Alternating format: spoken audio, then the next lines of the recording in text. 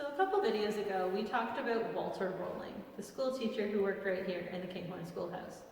But today we're going to tell you all about his wife, Laura.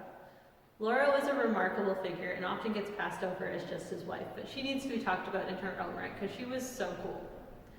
Laura Rowling was originally born as Laura Clark in 1892 in Uxbridge, Ontario. She was born to a prominent family in that area and got a lot of education because of it, including going to Peterborough Teachers College and the Whitby Ladies' School. After graduating, she got a job as a teacher here in King at Strange School, which was just over on Weston Road. It was when she was teaching there and Walter was teaching here that they first met and fell in love and got married in 1920. During her years married, as women often did in that time, she didn't work. She was involved in the community with the women's institutes and such, but she mostly stayed home while Walter worked. But Walter, being 20 years older than her, passed away in 1941, and that's the point where her career really took off as a journalist.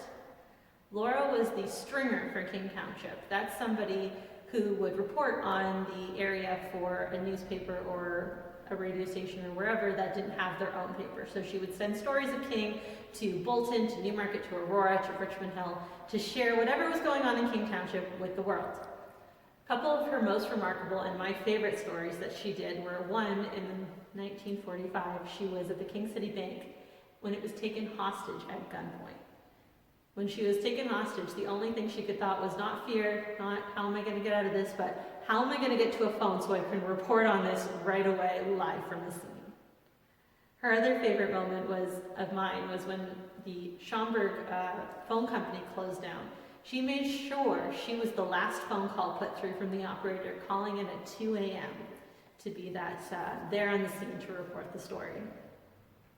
She continued to be very involved in the community, being on radio stations and newspapers, and in 1967 she even won the Canadian Centennial Medal for Canadians who had outstanding achievements to their communities.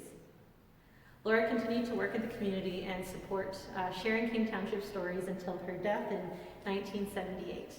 She's buried here in the King City Cemetery, and I recommend if you ever go over there to say hi. She's there and she loves a good story. Thanks.